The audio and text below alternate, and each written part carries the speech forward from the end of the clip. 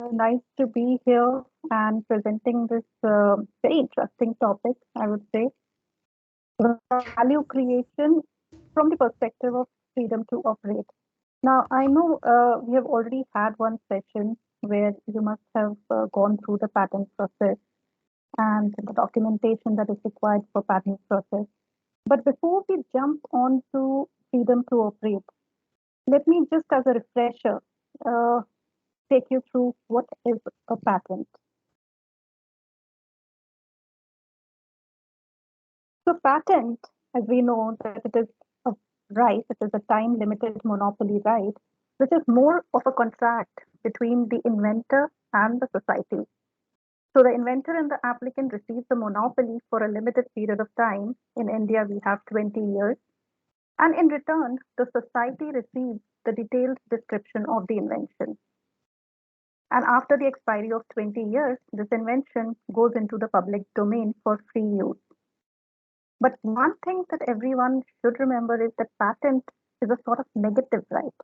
It does not give you a monopoly to carry out the invention. Of course, you can do that. But what it actually gives you the right on is to prevent others from making, using, or selling it.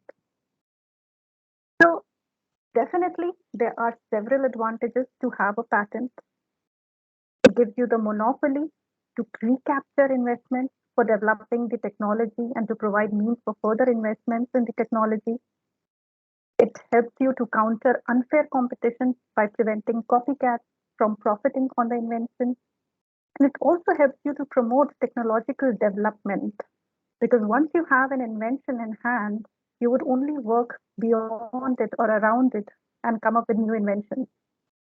So overall, it is a bundle of rights, that gives you the right to block others from entering into the market and give you an unfair competition. But this patent can be as simple as a piece of paper. On the right side, you can see a patent document, a patent certificate that is granted by the Indian Patent Office. If it is not commercialized, it will only stay as a piece of paper. But if you add value to it by commercializing it, it becomes a valuable asset for you, which can be leveraged to gain profits. So, when we talk about the journey from ideation to commercialization, there's several steps. You have an idea, it is captured through the process of IP harvesting. You establish the proof of concept, develop a prototype, and develop the product for commercialization. But this is a very simple process, of ideation to commercialization, and most of the small and the new companies follow the basic process of, you know, conceiving the idea, putting it in the papers, develop the primary documents, review them, draft the specification in terms of IP. When you have to go in for a patent protection, you draft a provisional patent application and then a complete specification, file it at the patent office, and do the patent prosecution, get the patent, and develop your IP portfolio. But successful companies, the large and the big companies who are really thriving on their IP portfolios, do it a little differently. Their value chain of this, from ideation to commercialization, is based on a well integrated IP value chain, which is based on the business strategy that is well integrated with the competitive IP intelligence, IP roadmap, and IP education. So, here the point to note is that what is very important is to have a competitive IP intelligence right at the beginning, which can help you develop a robust business as well as IP strategy before you launch the product into the market. Now we have talked about patents, we have talked about commercialization of the product, especially the patented product. But is it that simple to just convert the idea into a product and release it into the market? No. So this is where the concept of freedom to operate comes in. Freedom to operate, which is also commonly called as FTO, it is a clearance search, or also called as right to market or right to use search. This is a form of IP due diligence that you do to check whether it is commercially safe to make, use, or sell your product in a particular jurisdiction without infringing the existing third party rights. Like I said, patent gives you a right. So if you are getting a right because of your patent, there could be some other right holders as well in the market who could be your competitors who have the patents on similar technologies. So you cannot simply launch your product and you must check whether a patent is already granted to a similar technology to a competitor or any other person, which possibly could get infringed if you launch your product. If you see here, there are two boxes, circles. So the purple one is your patent, and the blue one is the competitor's patent. And like it shows, the two circles are completely separate from each other, which means that there is no overlap between the two. And that means both you and your competitor have an absolute freedom to operate in the market. So, why is it important to conduct the FTO search? Well, definitely one is that it helps you in identifying the risks that are involved in launching the product in the market. Then it helps you to take a timely decision on managing and mitigating those risks if at all there are any. And also, and very importantly, failure to conduct a thorough freedom to operate search may have very serious consequences.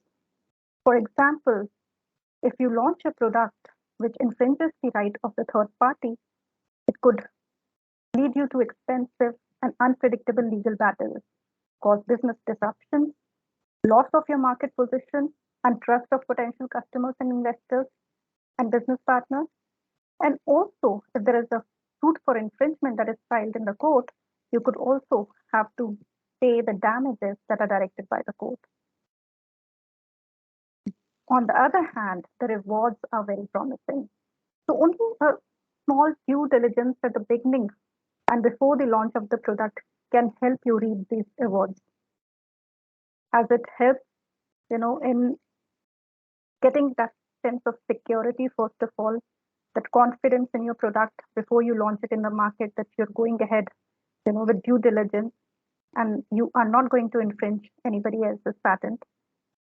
It also helps you to improve the funding opportunities because when you have conducted due diligence and freedom to operate, it sort of instills confidence in the investors. And eventually, all of this together leads to the commercial success of your company and the product. A very common question that is asked is when to do this FTO search.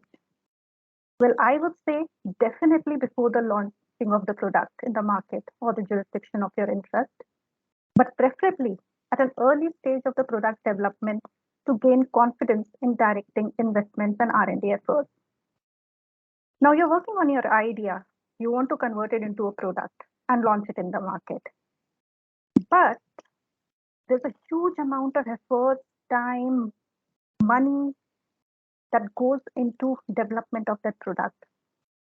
What if at the end of the product development you come across the fact that you do not have a freedom to operate in the market? It will be a waste. So an early stage FTO analysis helps you to decide whether you can launch the product in the market safely or not. And at the same time, if there are some red flags, if you come across some sort of a situation or an analysis or the result where it shows that there are existing patents relating to similar technology, you can also think of redirecting your efforts, working around your design so that you're able to bypass that risk. The next question comes is how to conduct the FTO search. Well, the first and the foremost step is identify the product features for analysis. You must know your product well and you should be able to define and describe your product because that is how you're going to compare it with the claims of the existing patents. The second step is conduct a patent search by setting a well-defined target search query. Well, we do conduct searches on Google, right? We put keywords and do Googling, we find out. whatever is relevant to those words. Likewise, there are for conducting these FCOs, there are paid databases, and paid databases are very important when you have to conduct these FCO searches because they are the dedicated databases which have all the information, all the published patent and non-patent literatures that you can search on. Secondly, what is most important is, and that you should remember is, that your idea, till the time you disclose it to the world, is confidential. You do not want to disclose it to the world. And if you Google the keywords of your novel idea into the system, then that could lead to the leakage of your confidential information. So when you are doing these kind of searches, do not use Google. Try to use get the help of some expert who has an access to the paid databases like Thomson Derwent that can be used to perform these searches. Identify the keywords that can be used for conducting these searches. And what also helps is to identify the international patent classification. This is a classification which is done based on the area of technology for patent application. And once you have identified the ITC of your invention, it helps you to do a very specific search and get optimum results. Step three would be to enhance the precision by clarifying the search scope. Now, very interesting aspect of about FTO search is that you do not have to search everything, in the universe to find the result. You have to do a very specific search because freedom to operate has to be seen in the jurisdiction in the country where you are going to launch the product. So if you are going to launch the product in India, then you will only see the Indian market, whether what are the kind of patents that have been granted in India. And here, I think I can, if you're not aware of, I can mention this that patent is a territorial right. It is not a global right.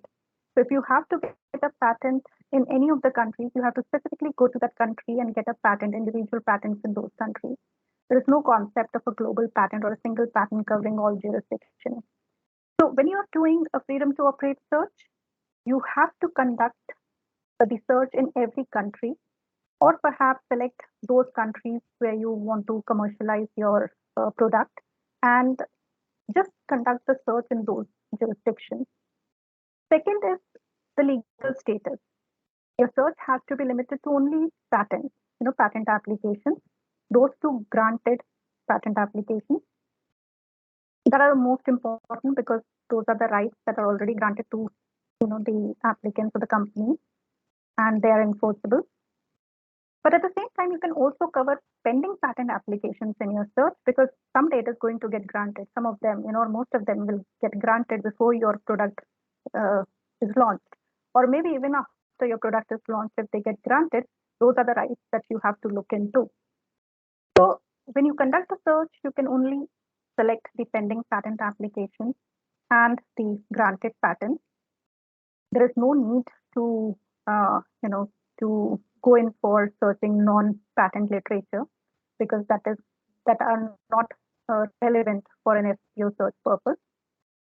It is, it is helpful in taking a look at the abandoned portfolio or the lab portfolio as well, because it gives you some sort of an idea as to what are the technology areas that are being most worked upon, or the major, major companies that are working in that area.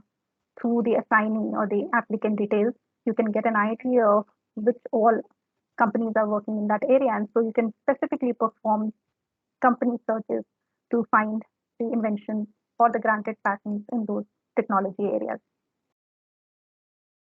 Then next step is to screen out the relevant patent documents for analysis. And this is very crucial because here you have to go through the title, abstract, and the claims of each and every application. Say you have conducted a search and you get a search result of 200 applications.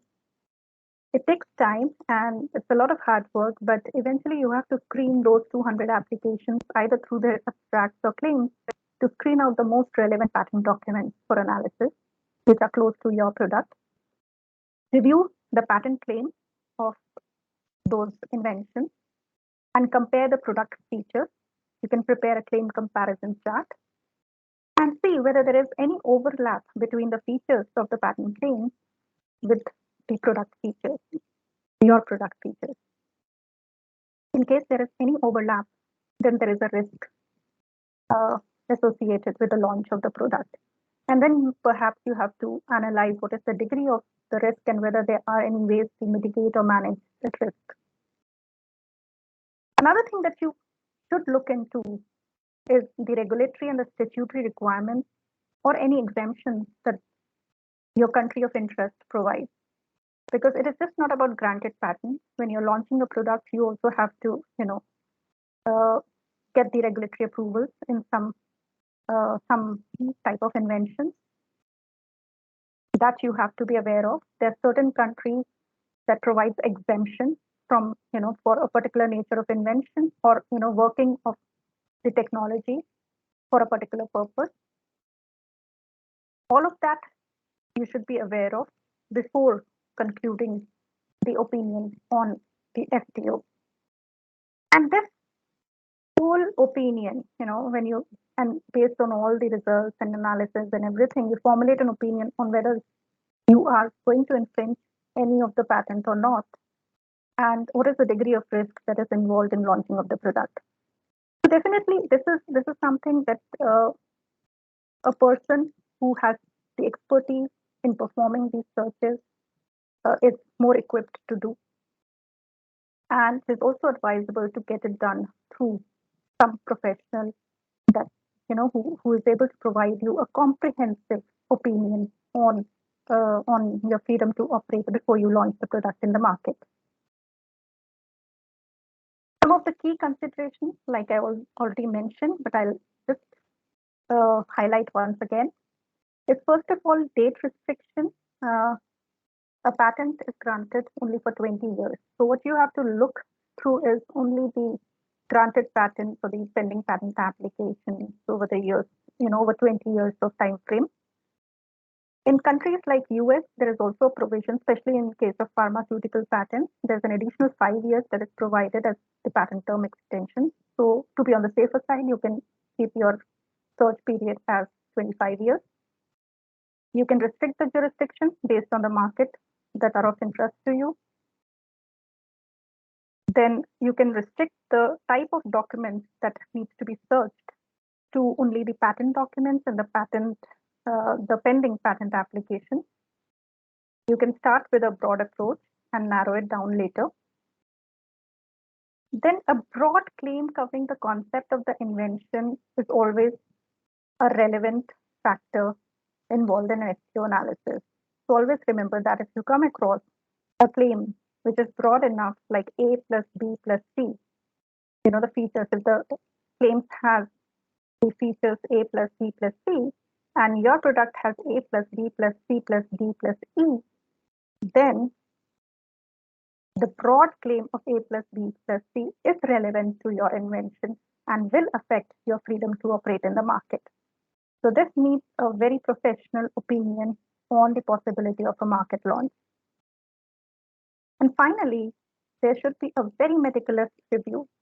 Now, see, we have to understand the entire exercise of conducting a freedom to operate search is to determine the possibility of whether there is any risk in launching the product in the market or not. And even a single patent document can make or kill the possibility. So if you miss even a single relevant document in the entire process, you may have invested a lot of money into performing those searches and time as well. But if you miss even a single document, it may come up later on and may infringe somebody else's patent.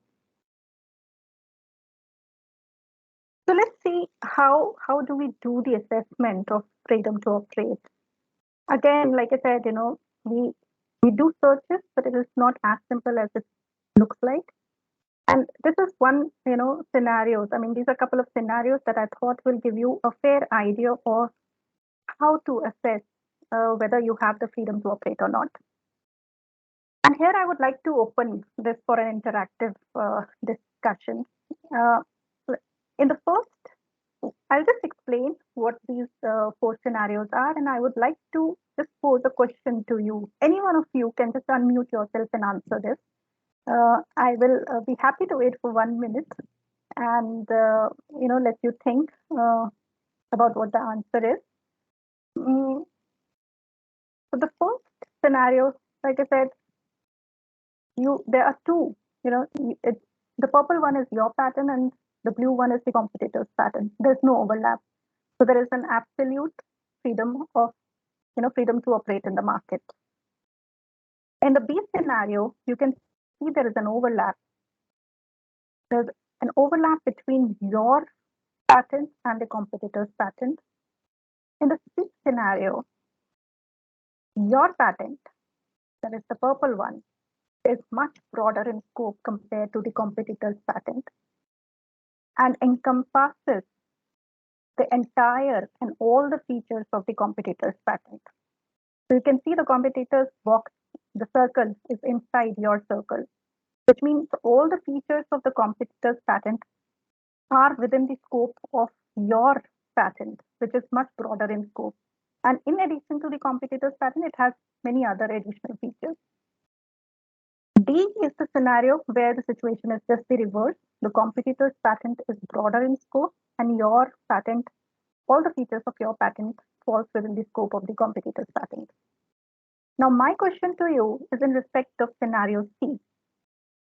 In scenario C, you have a broad claim, broad patent, which covers all the features of the competitor. Would you have the freedom to operate in the market or not?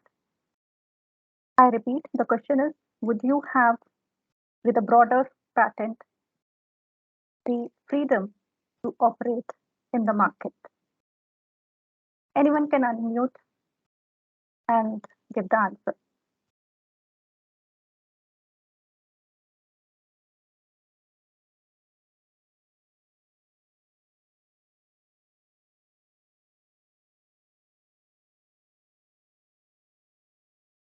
You can also make a guess.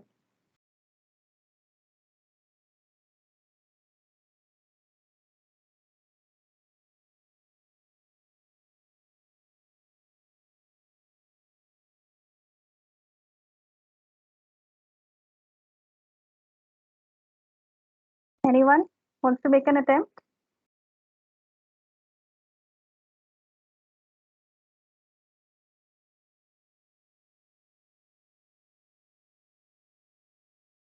All right.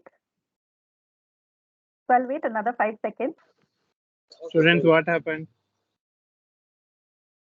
This is the interactive session. Please discuss, no? Make a wild guess.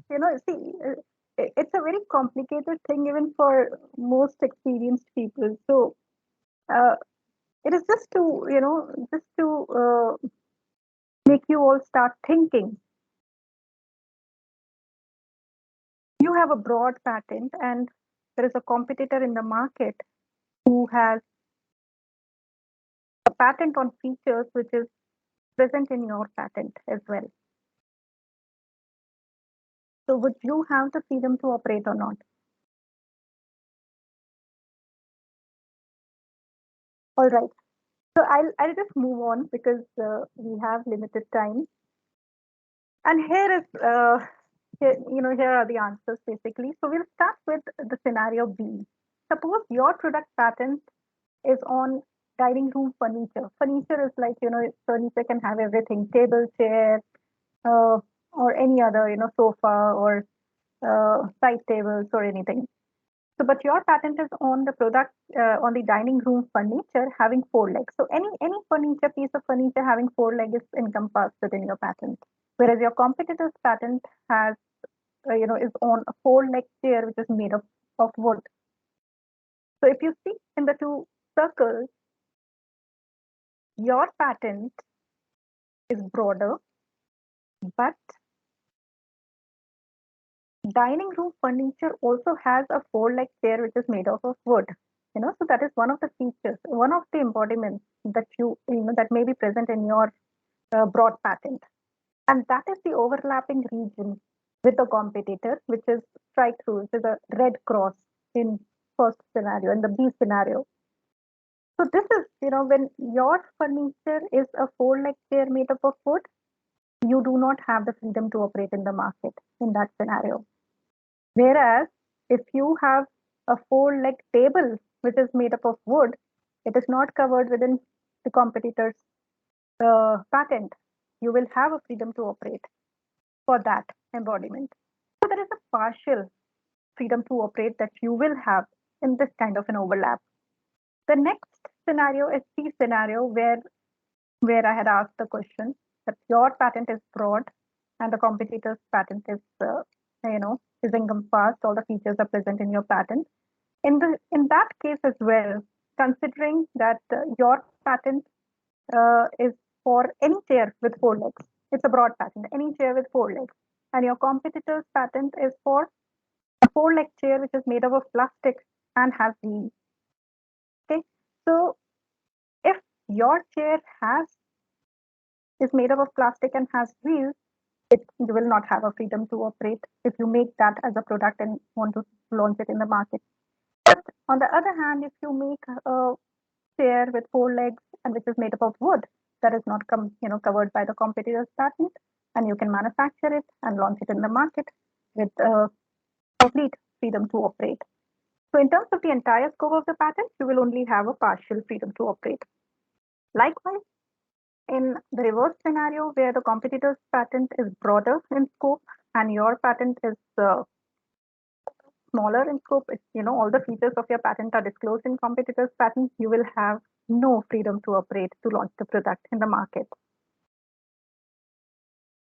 So many times, we come across terminologies like novelty search, patentability search. When we are in ideation stage, the first thing everybody tells us when there is an IP session is that get your novelty search done, do your novelty search to determine whether you can file a patent application or not. That is separate. We should not confuse novelty and patentability searches with the freedom to operate search. A freedom to operate search looks forward to your possibility of commercialization of the product, launching of the product in the market. What would be the IP landscape be like, in the future that may affect your existence in the market? Whereas a patentability search looks backward. It looks at whatever the prior art is, are present in that technology area, which may kill the novelty of your invention. It involves a review of those prior art. Then FTO, like I said, requires searching only the specific jurisdiction, specific documents, specific time period, and specific technology area, whereas novelty and patentability search requires reviewing all published documents, including non-patent literature across the world. Because most of the jurisdictions, including India, has an absolute novelty principle, which means that if the invention or if your idea is disclosed anywhere in the world in any document, then the novelty will be lost. And then one very important thing to remember is that invention may be patentable, but there may not be a freedom to operate. The previous scenario that we discussed you know, was one of those where you had a patent on, on a particular feature, but you could not uh, have, a freedom to operate because your competitor had a broader patent. So what happens when you get a positive FTO result? We are talking about, I mean, last 3 years. So even FTO has a positive and negative, and it's literally you know, for a person who's having a FTO conducted, it's more like a test result that's coming out for them, having invested so much of time and effort into it. So when an FTO is positive, it means that you have the freedom to operate in the market. And in that scenario, there are most commonly three strategies that the businesses adopt. The first strategy is the offensive patent filing strategy. Second is the defensive patent filing strategy. And the third is defensive publication or disclosure. Let's quickly take a look at what is offensive patent filing strategy. In an offensive patent filing strategy, you tend to cover all reasonable inventions as soon as possible. You file patent applications in huge numbers covering all the aspects of the inventions, block the competitors from using your proprietary technology, and so that the target, the aim is to generate royalties by enforcement of the patent rights. It involves huge costs because when the numbers of patent applications are high, you also have to maintain those large number of patent applications by paying the renewal fees. So it's high maintenance. It is not a viable strategy for early stage startups, but it is good to be adopted by well established corporations, and most of the big companies like Microsoft, IBM follow this strategy. For example, Microsoft, approximately 2 to 3 billion of its annual earnings comes from monetizing its patent assets that read on Google's Android operating system. Another major patent licensor is Ericsson, which has predicted its annual patenting licensing revenues of 791 million. This is just an approximation. It could be even higher than this based on the current contract portfolio. The next is the defensive patent filing strategy. Now, here you don't want to assert yourself, on the market, but you want to say that, see, boss, leave me alone. I want to do my work. I want to protect my invention. I'm not infringing anybody else's patent, but please do not disturb me. Do not infringe mine as well. How do you ensure that? By getting a patent on it. When you have a patent, then anybody else who is launching a product which infringes your patent would not be able to do that. Okay, so you're preventing the third parties from launching products just because you have a patent in your name. So the idea, the aim, the objective of defensive patent strategy is to be able to use your own invention without the risk of competitors patenting it, so that they are not restricting your own rights to the invention, and of course defend against future patent infringement lawsuits. So if there is another party that comes to you saying that you are infringing, while working this invention, you're infringing my patent, you can quickly take out your patent documents and say, okay, fine, I also have this feature, let's get into a quick settlement, negotiate. Or you can counter sue the other party using your patent portfolio, or you can also get into a cross licensing talks.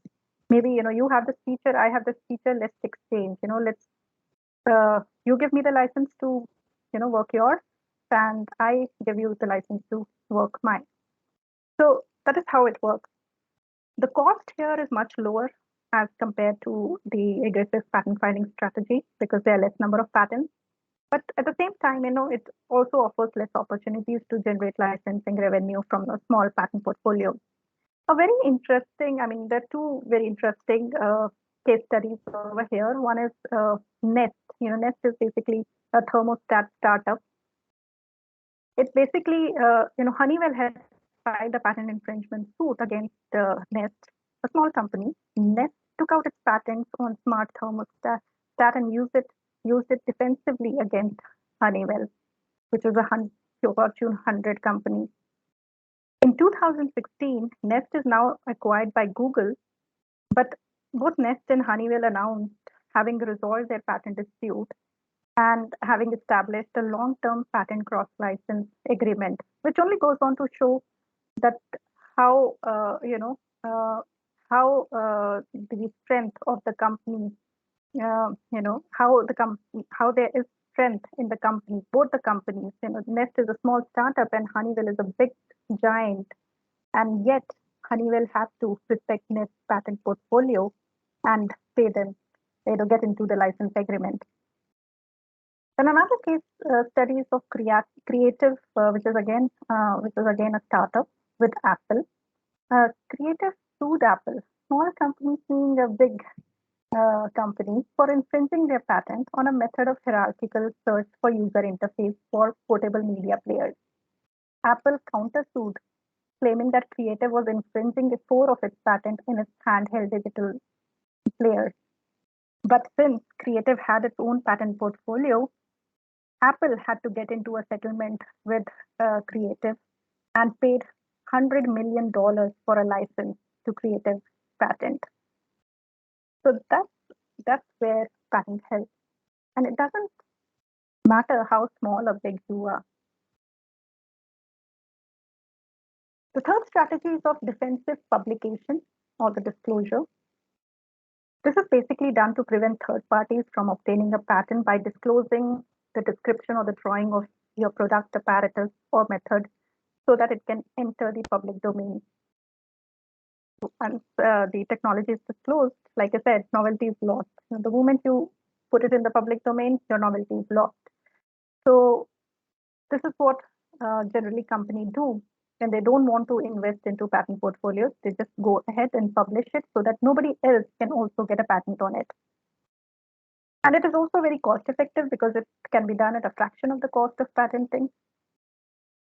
It is a very viable option for startups having developed a technology which may have limited commercial value to justify patenting. Sometimes, the budget doesn't support patenting.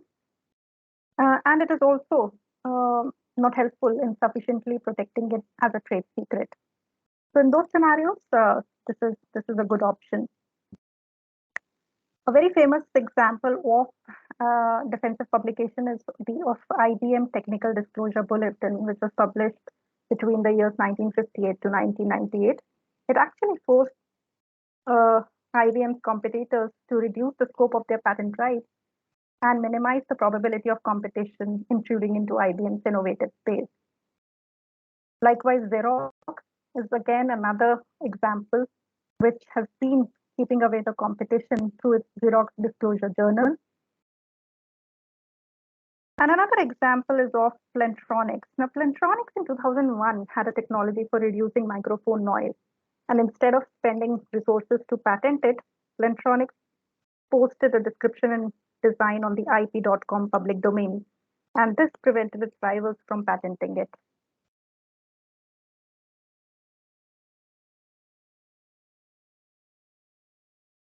Most of the companies, the big companies, generally, they adopt a very comprehensive strategy and blend all the three approaches of offensive, defensive, patenting as well as defensive publication, depending upon the patent portfolio that or the invention portfolio that they have. An alternative to patent filing, and I think you have covered that in another session, but good to cover it here as well, is trade secret. So when you're not patenting, you can always keep it a trade secret by keeping the information confidential. The advantage is that there's no limit. The patent has a limit of 20 years. Trade secrets can remain confidential forever as long as they can be kept confidential. So Google's search algorithm is one example, which is a trade secret. KFC's chicken recipe, formula of Coca-Cola, the Big Mac special sauce are all examples of trade secrets. But the disadvantage of keeping a trade secret is that, first of all, it gives you a weaker protection than a patent, which means that you can only keep confidential information till the time it is confidential. Once it is leaked, it is gone. And with the kind of scenario that you have, with people moving and changing companies, it is difficult to give 100% guarantee of keeping the trade secret a trade secret for a long period of time. Then secondly, it does not protect you against your competitors. Definitely, it's a secret. It is not a legal protection. So in case your competitors develop something independently, then you have no legal right to stop them, which you get in case of patent rights. So what happens when you get the result of your FTO as negative, which means that the search results show that there is a patent that exists that is very similar to your technology or maybe just same. And so if you launch the product in the market, you will be infringing the patent rights. So you cannot, there is a fair degree of risk in launching your product because there would be people, there would be competitors who will institute legal action against you. Now, in those scenarios, what do you do? First of all, you evaluate what is the degree of risk. See, if the degree of risk is very high, then you can decide not to proceed to operate the invention in the market or launch the product in the market. The second option is manage. or mitigate the risk, see how it can be done. One way is to design and invent around what you already have built. If you have a product, you can design around the product, and the patent in the market is on a particular feature. You can design around that feature and come up with something new. For example, if there is a process already patented, you can develop an alternate process for a same solution, which is different from the patented process, so that you have the freedom to operate. Second option is to invalidate the patent. The competitor's patent in the market is there. You can always file, uh, you know, uh, the invalidate. You can initiate the invalidation proceedings against it on several grounds, which are there provided in the patent law.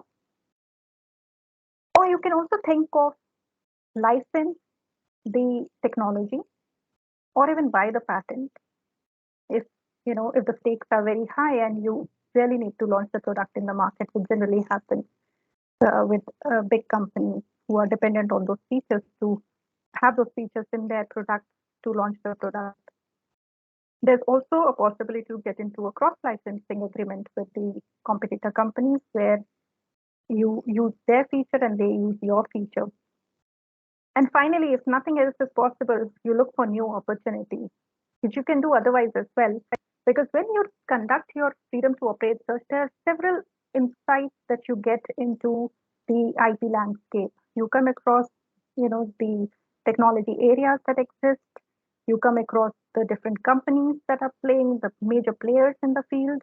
And you also come across certain, you may identify some gaps in the technology that could be filled or worked around to come up with new inventions. So when the FTO is negative, this is one of the case studies, just to give you an idea of what can happen if your FTO comes negative and you still go ahead, or if you do not have the freedom to operate and you still go ahead and launch the product. Well, this company VTS wanted to launch a product, launch a motorcycle in the market with a new engine for which they had several patents after a patentability search. However, the company did not conduct a freedom to operate study, considering that positive patentability study was sufficient for proceeding with the launch. Now, like I mentioned, novelty or patentability search is different from FTO. A product can be patentable, but it is not necessary that it will also have the freedom to operate.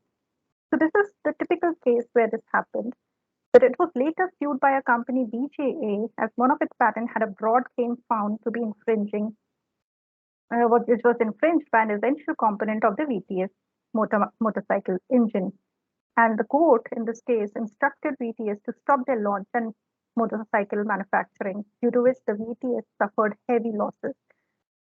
So they had invested a huge amount of money, time into the R&D, the development of the new engine that was launched in the market, and they only relied on the patentability search and their patent.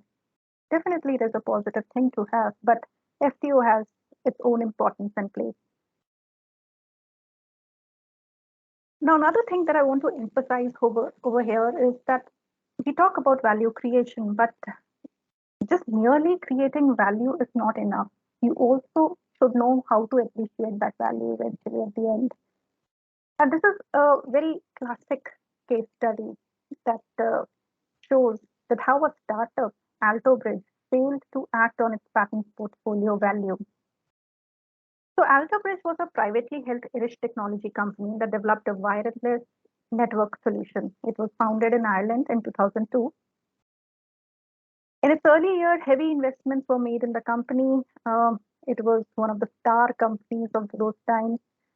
Several million euros were invested by the founders, employees, and their connections. In early 2011, Intel Capital and IFC International Finance Corporation both together invested $12 million in the company, with a follow-on investment in 2013 of $7.8 million. AltoBridge was all over the news, was receiving rewards. It was a high-tech startup, was getting frequent news coverage, licensing deals, acquisitions, and so on. It was selected as the technology pioneer by World Economic Forum in 2012. Google and Twitter were the earlier recipients of this honor.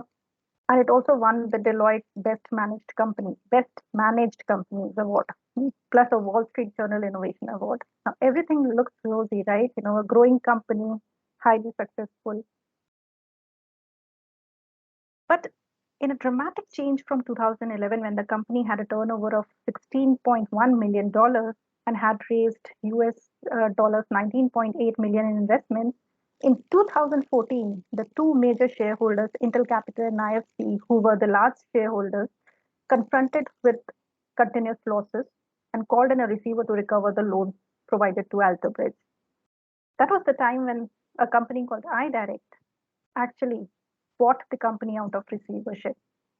And what is most interesting here is that iDirect was not interested in the company, but it was more interested in the patent portfolio and the software of the company that it had.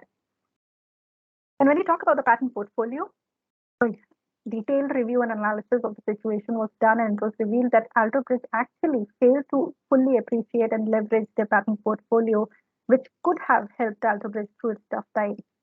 Alterbridge, it wasn't that they were not aware of the patent portfolio. They were aware, and in fact, a detailed analysis was done by an IP broker at that time. And he had also given a positive report saying that there was a great value to the patent portfolio because there were so many forward citations of some of the multi-billion-dollar companies. If you see the figure, the features that were, which were, where this Alterbridge patents were cited as a prior art was Motorola, Siemens, Ericsson, Huawei, Qualcomm, Samsung, Allpig, Intel, Cisco, ZTE Corporation.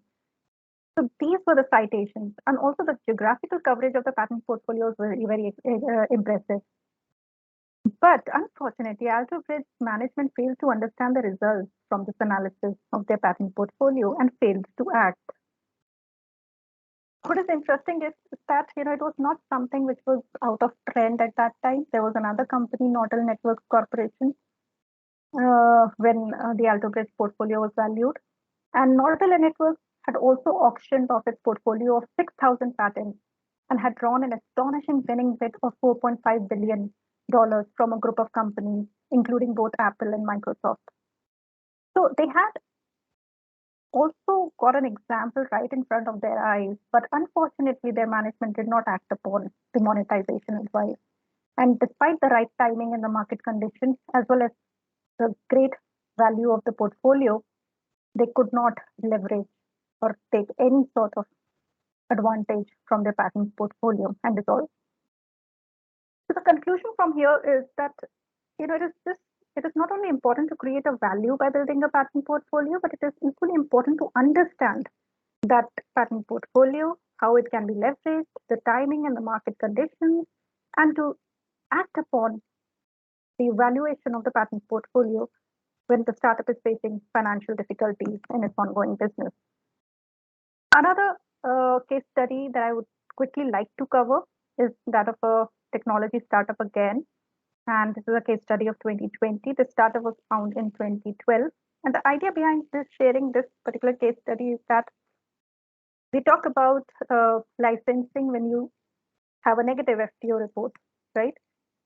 But you can also license for other reasons. And this case study covers those reasons. So this company came up with a very cost-effective, efficient, and innovative technology solution to address the problem of low internet penetration in India. It offered providing high-speed internet devices. The low-cost solution now is contributing to the Digital India program also. It has started its expansion in the global market. It is a startup which is registered with DPIIT. It was incubated under the Atal Innovation Mission scheme back in 2012 and has also won many awards. They also filed patent application in India, US, Europe, and have patents granted in all of these countries. It hired an independent agency to provide legal advice and assist in filing. But when it came down to manufacturing the devices, they came across a challenge that they didn't have those manufacturing capacity or capabilities because most of the manufacturers were taking only bulk orders and were demanding upfront payment, which they were not, so equipped to attend to. So what they did was they licensed the patent to another firm to manufacture devices and collect uh, the royalty. So this is how they came out of this situation and used their patent portfolio to license it to other companies to manufacture the devices. So finally, let's look at the major key takeaways from this presentation. First of all, and the most important thing is that being a startup, there are several odds that you have to face. Even right at the first stage in establishing the company, coming up with an idea that needs to be converted into an asset or a product that needs to be launched in the market. So FTO and patenting is not always, something that is at the top of your mind or the first thing to think of when you are, when you are in your entrepreneurship journey. But definitely, it is one of the most important part of the technology entrepreneurship because once you're ready with your product, there is a huge competition in the market that you will have to face in launching that product. Another important thing is that definitely, uh, you would be more focused on funding operations and supporting the infrastructure in the initial 1 to 2 years of forming the company.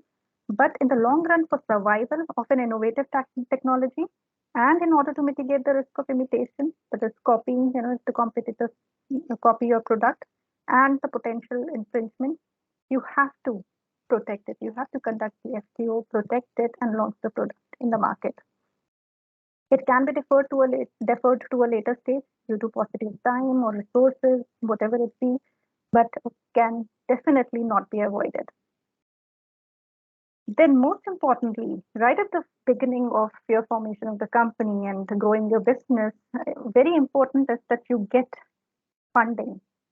And this helps, a due diligence, IP due diligence right at the beginning and conducting the FTO and getting a patent helps in building brand reputation and license out the patent for manufacture of the product and earn royalty on it.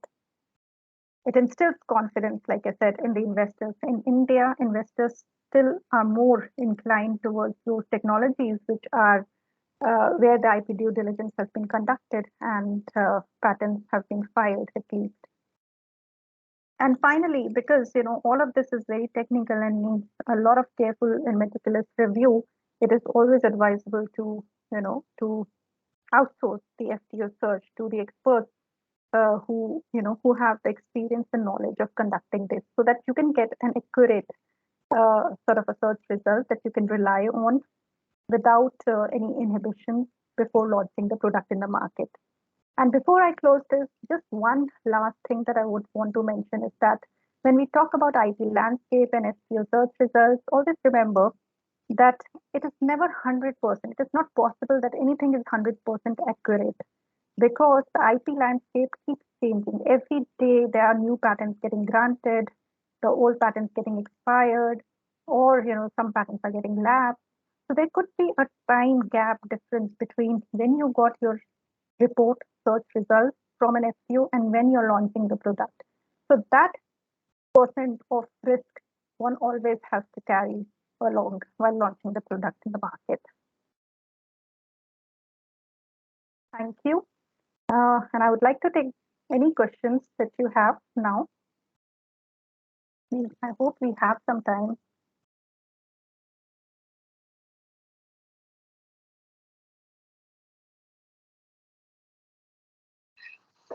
Students, anyone having any questions? Yes, you want.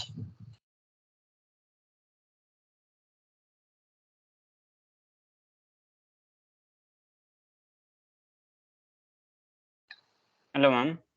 Hello. Yes, ma'am. Ma'am, this is Yuvraj. Hi, Yuvraj. Tell me. Ma'am, actually, there is a chemical available, like it is commercially available, but there is no like chemical formula provided on Google anywhere, like on any website. So my doubt is like, is it patented or is it trade secret? See, one is that chemical is present in the market, right? That is what you Yeah, said. yeah. So this is a known product. So it is Huh. not patentable. There is no novelty in the product. Hmm? Actually, it is Yeah, prepared by a company itself. yes. So when it means that the company has prepared it and it has kept the formula secret. That is what I understand. Okay. That it has launched the product in the market, Hmm. kept the formula of the product secret, so that nobody can copy the manufacturing that product. Hmm? So Okay. the moment the product is in the market, it is in use, uh, so there is no novelty, it cannot be patented. Perhaps if you go ahead and check the patent, the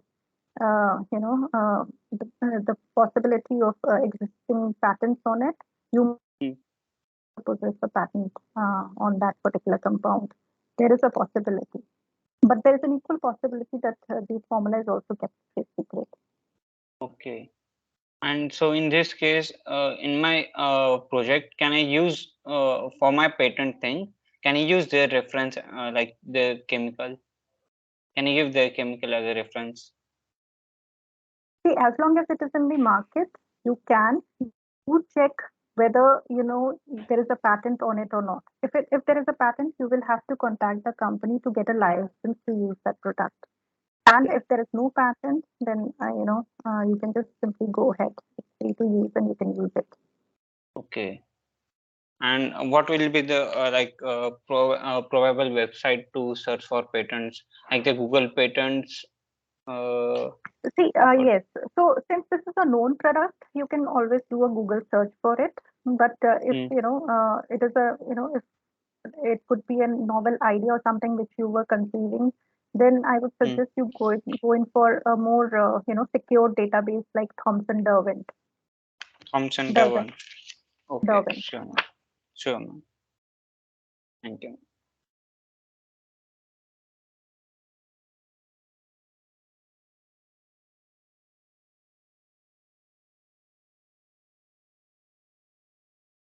I think we can take one or two more questions. Ma'am, you said like we have to do the patent country in each Hmm. country, right? Why can't Hmm. it be a global patent? See, Because because the idea is not yet existing. right, Like the right. So what happens is that every country has its own national laws.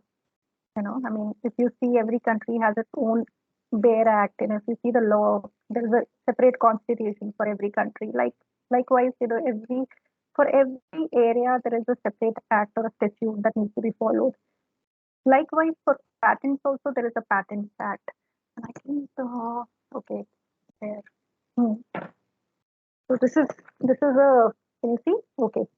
So this is the Patents Act that India follows. Likewise, every country has its own set of legislation where it defines what an invention is, what can be patented and what cannot be patented. And there could be some exemptions to patenting, there could be some exemptions to infringement, and lot of legal compliances which could be different varying from country to country. Now, this is the reason why most of I mean not most, but all the countries prefer to follow their own legislation because the scope of protection that you may get in one country may not be same as that you get in another country based on their law.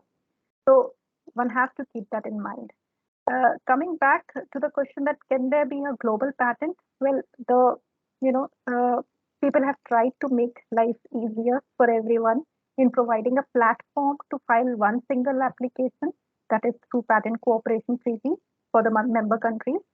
So India is also a member of the patent cooperation treaty, and I think there are around 156 countries who are member of that treaty.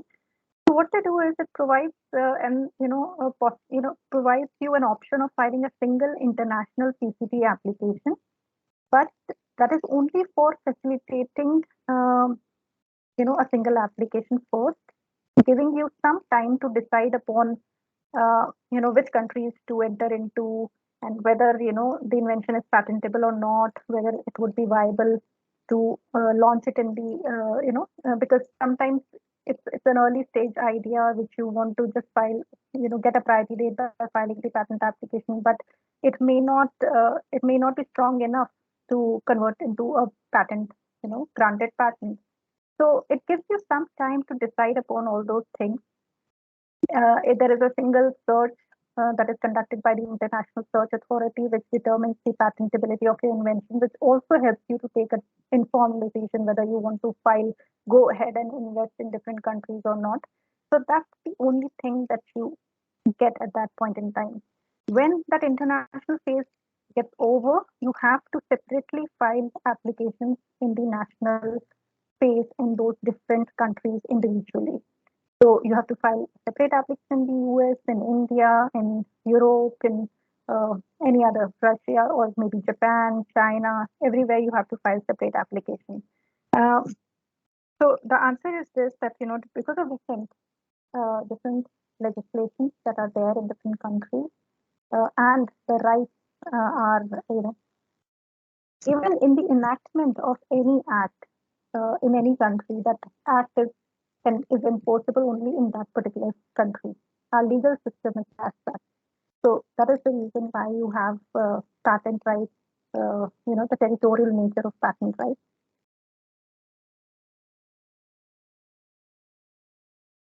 Very good So question.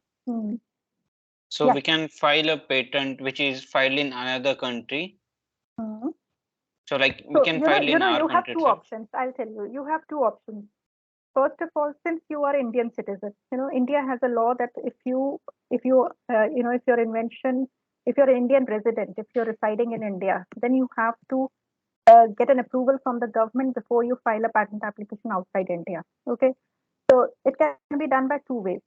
Either you file the first application in India, wait for 6 weeks, and then file a conventional application, take the priority of your Indian application, and file the first application outside India. When I say priority, what I mean is that the whole fight is about who files first.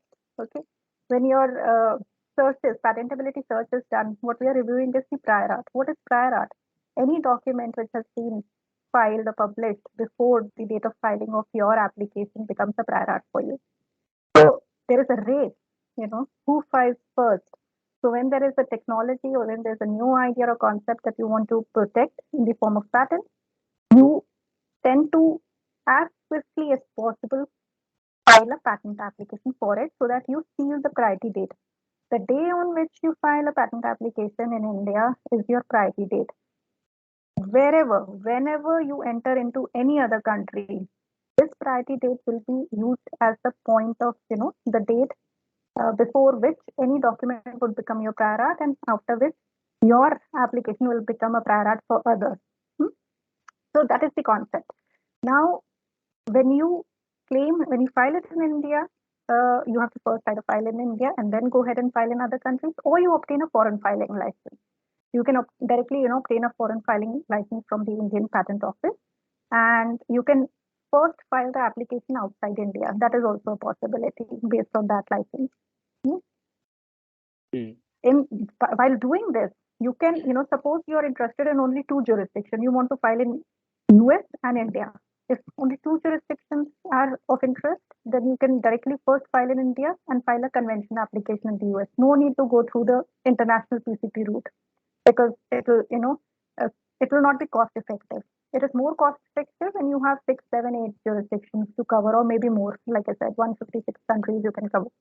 So if that is the case, then if you have more jurisdictions to cover, you can, file the first application in India and then file an international PCT application. Wait for 30, 31 months. It will give you that amount of time to just relax, still do your research, and based on where to commercialize, do your market reviews and research and everything. And then you can, after that 30, 31 months, you can decide on the countries to enter. I mean, like, if a patent is filed in America, can I file the same patent in India? Or No. is it not? Okay. No. So because the reason is novelty. Novelty, the right you are getting based on the jurisdiction. Like I said, freedom to operate, market. Market is territorial. That you have to see. But when you are getting a patent, the criteria for getting the patent is your patentability, sir. And one of the first thing test of patentability is novelty, and novelty has to be absolute. It is universal. So universal is all across the world. There should not be any publication, use of that idea or the invention. If your invention qualifies, uh, in respect of the novelty, only then you will get a patent on it. And that will be based on the analysis of documents all across the world. Okay. So if I file a patent and then nobody can copy it, so why do I need to go to every country and register it there again? Very good question. Very good question. So again, uh, when you get a patent in India, you get a patent. Like I said, it does not give you the right. It is a negative right. It just gives you a right to prevent others. But that is called as enforcement. Enforcement of rights. You have a patent in your hand, and it is up to you. There could be a competitor working on your invention. You can choose to just sit back and watch him doing anything, or you could just stand up and file a legal suit against him. Now that is called as enforcement. When you choose to file a legal suit against him, then you can only do it in the country where you have the patent. Okay. You can only do in that country where you have the patent. So if you want to stop somebody in the US from working on your invention, you'll be able to stop him only when you have a patent in the US. If you have an Indian patent, you cannot stop anyone in the US from working on your invention. But at the same time, if that person wants to file a patent application and get a patent on that invention, he will not be able to do it because your invention will kill his novelty. Got it? Okay. So working Yes. of the invention in the market and patentability, getting a patent are two different things. Yes, I got it. Yeah. Thank you. Ma'am, leaving Google Patents, one more website you told to search. No, ma'am. Can you? Thomson Derwent. That's the best. It's most secured, and it also has the largest coverage of all jurisdictions, patent and non-patent literature from all jurisdictions.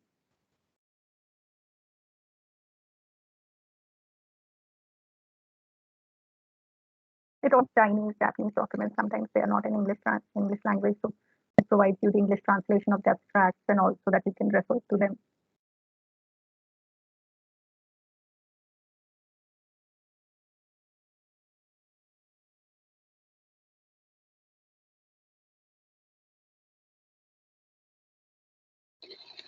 Anyone having any questions? Very happy to get these questions. I'm so glad I'm getting very, very relevant questions here. Okay. Thank you, Neha ma'am, for the wonderful session, and thank you everyone for the joining session. And dear students, and we will meet for the further session, and we will intimate soon. Okay. Thank you, Neha. Yeah. Thank you so much. Thank you, everyone. Have a good evening and good night. Bye-bye. Thank you, ma'am. Thank you, sir. Thank you, ma'am. Bye.